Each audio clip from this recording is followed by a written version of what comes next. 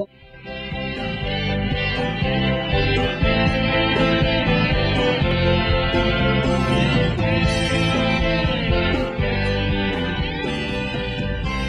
everyone, I'm Rick Adams. Thanks for joining us for this edition of Community Corner on Patriot 8. On tonight's show, you're going to find out what it takes to make it in the music business. Well-known talent agent and consultant Eugene Foley has authored a new book on the topic. You'll hear all about the book and more after these words. Stay tuned.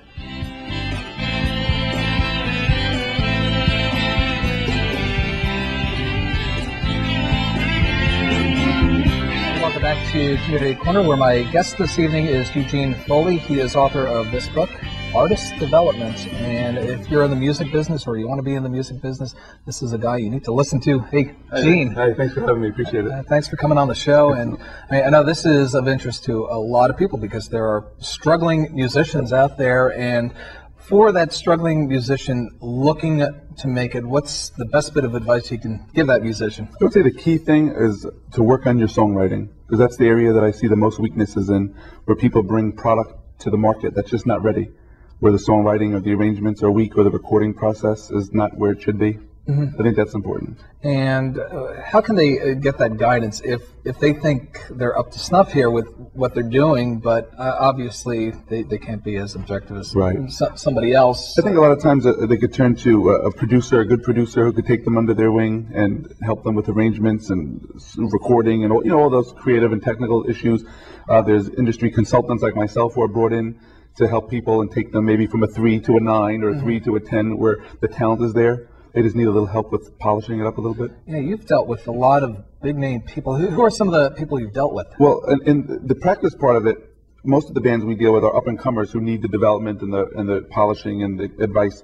The name-dropping part of the business really comes from the producers and engineers and songwriters and other people like that we represent who've worked with U2, Dave Matthews, Santana, Billy Joel, a lot of big names.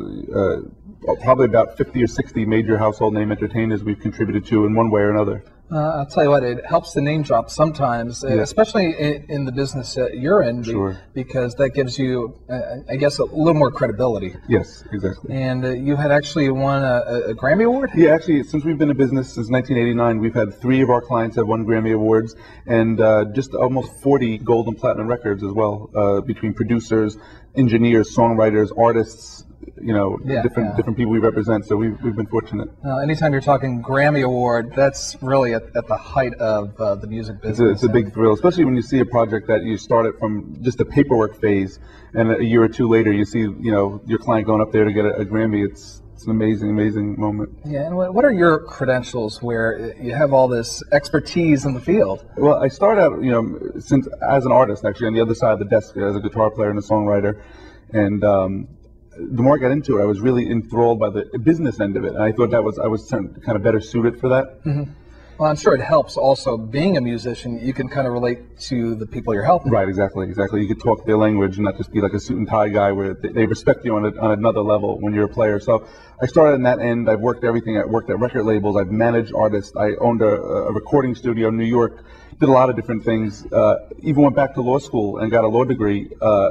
Not to practice, but just to kind of have that academic credential, and it helps you negotiating and contracts and public speaking and all sorts of things. That's been a big help, just to have, not to ever really practice, but it just helps me as a businessman. You're a young guy here. How did you kind of cram all that stuff in your life right now? Closing in on 40, but it's been a real busy 40 years almost, that's for sure. Absolutely, yeah. Juggling. I started the business in '89 and then kind of went to a part-time thing for a few years while I finished up the law degree.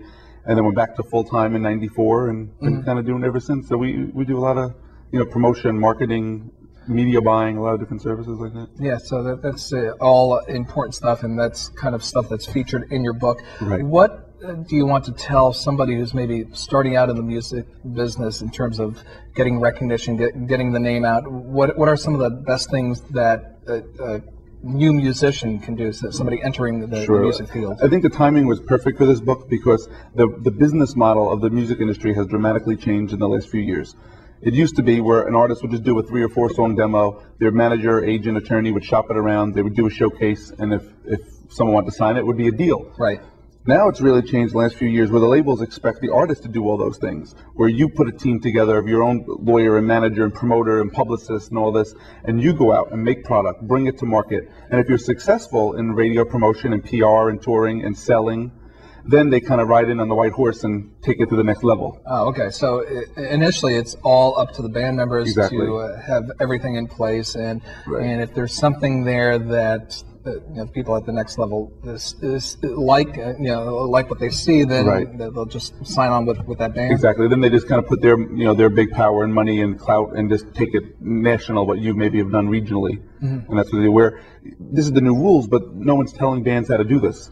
All the other industry books are out there are based on previous business models, and while they're very good, no one's telling them today. This is how you have to make it today, not 6 months ago, not 3 years ago. Right. And how was it maybe 6 months ago, or maybe a few years ago? How was it in terms of bands trying to make it in the business? It was a little different, I guess. Right. It was not that it was ever easy, but it was certainly easier.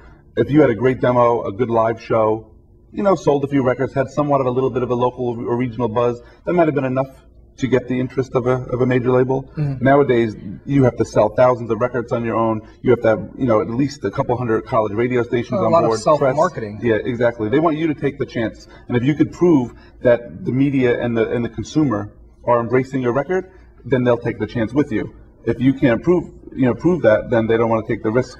Yeah, I don't know about you. It sounds like it's a much more difficult road than it once was. Is that true? Yeah, without a doubt it is. And also, with the price of home recording gear coming down so much, it seems like everyone and their uncle has a home studio, so there's a lot more product in the market, and a lot of it's not good. So college radio stations are getting hundreds of packages a week. Maybe 20% are really worthy. And it clutters up the market for people who really are talented. And in your position right now, exactly what are you doing, and how are you helping these prospective bands? Well, we do one of our bigger services are where someone will send us their CD, we'll review it. We give everyone who sends a CD a free evaluation, a written evaluation, many points, 12, 15 points on where they stand, rated 1 through 5.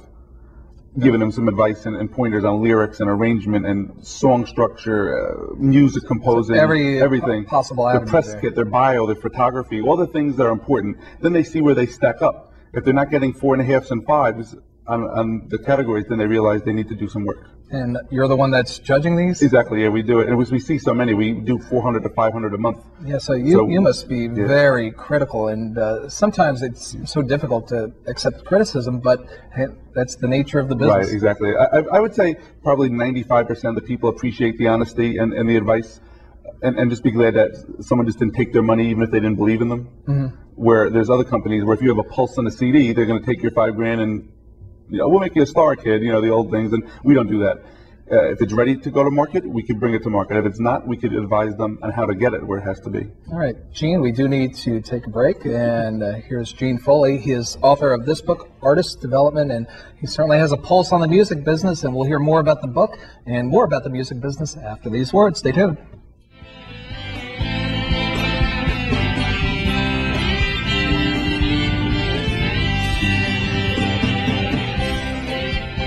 And we're back to Community Corner. My guest this evening is Eugene Foley. He is author of Artist Development, helping musicians take their careers to the next level. And Gene, exactly how competitive is the music business? I think it's more competitive nowadays than ever because, as we mentioned earlier, with the affordability of home recording now, with all this digital technology where you could basically for a few $1,000s have a decent home recording studio. The way prices have gone down in pressing CDs, there's more and more bands now recording records, putting them out on their own, getting out there. So I think with any industry, if you have more competition, it's harder to kind of cut your way through to the top. And how would you define success from a band perspective? What is success? Is it getting onto a record label, or putting on these live shows, or just making a living as a musician? Yeah, I think everyone defines success their own way. I feel the way to describe it is if you're enjoying what you're doing and you're making enough money from it to support yourself and be a contributor to society and pay your bills, I think you're a success as long as you're happy. Because I know people who are making a lot of money, some big bands, they hate what they're doing. They don't even like their bandmates, but they just do it for the money. And I know people who make nothing playing the local Moose Lodge, but they love what they do. Yeah, it's funny you say that, because there are for every one super success story that you hear out there, there are maybe thousands of equally talented people that maybe just didn't get their break. And what do you say to those people looking to get that break, even though they may be just as talented as that superstar?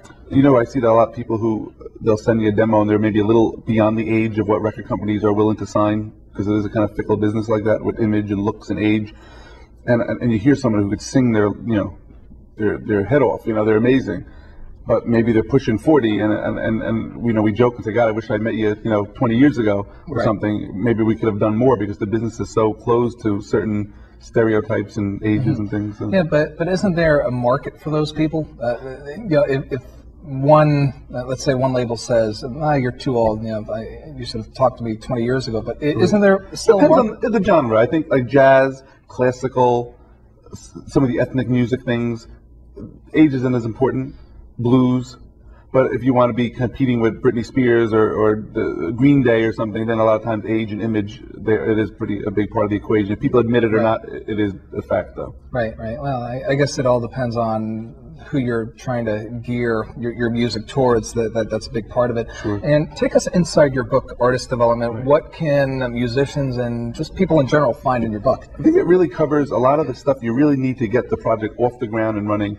Tips on marketing and promotion, distribution, music publishing, some intellectual property issues, image, creating a game plan, because that's really the most important things. You have to have great music, a great live show, and a game plan. Otherwise you start fumbling through and months are going by and you're not achieving things. You really want to have a checklist where you're going to college radio, you're playing gigs, you're getting press, you're building a buzz, you're creating a story, that when the time comes that your representation puts your package on the table at a label, you have all the bases covered. Yeah, sure. So you really go through every minute detail of the business, step by step, what a musician should be doing. Exactly. And I make it very, very plain, very artist friendly. It's not we have to be a NASA engineer to figure it out. It's very artist friendly. They can knock it off. I mean, even the internet marketing we cover, I wound up taking a continuing education course earlier this year at Harvard on internet marketing, because it's so important. And when I was a student 15 years ago, 20 years ago, they didn't even have internet marketing. Didn't exist, right? But I need to know those things. So I continually take courses.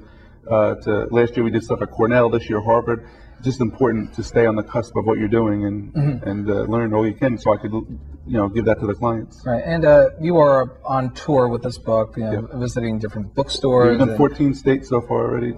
Doing book signings on the weekends. And what I was getting at is how receptive have people been, because this is a topic you don't hear about too often, especially like you were saying earlier. Maybe books that were out there on a similar topic are kind of outdated now. Exactly.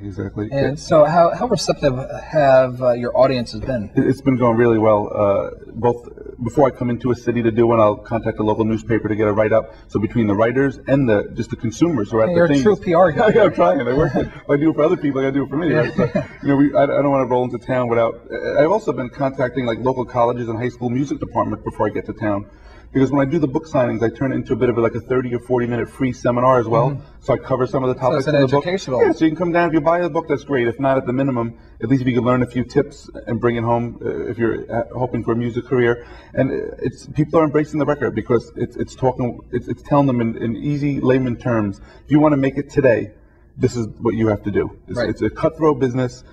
Even if you have everything perfect, it's still 1 in a million. And if you don't have everything perfect, it's not going to happen. It's never going to happen. So people have really been into it, and I'm sure they have a lot of questions. A lot of questions, yeah. I end each seminar with a little Q&A thing, and that sometimes takes 45 minutes. If people ask me questions, I'll hang out and just keep talking, and I enjoy it. And people want to know; they're hungry to learn. Now, which part of the business do you enjoy most? Because you're really involved with a couple of different things, whether it's the consulting or being an agent or the producers, the managers. We have major label executive clients we represent as well. I'd say the part I most enjoy is taking the proverbial the band in his mother's basement in Iowa, so to speak. A couple of kids who have this small little demo, but my ear tells me there's something there. You can hear it, the star quality, the charisma, the talent. And they just need that polishing, and you work with them, and they keep coming back and forth. Then 6 months later, you get that record in the mail, and say, "Oh my God, I was right." They did have something, and they're thrilled because they, "Oh my God, I can't believe the way how we've evolved." Right. And that's a big feel, very rewarding. Well, that's a talent in its own, just being able to hear things and being able to pick up things and knowing whether or not this band can make it or not.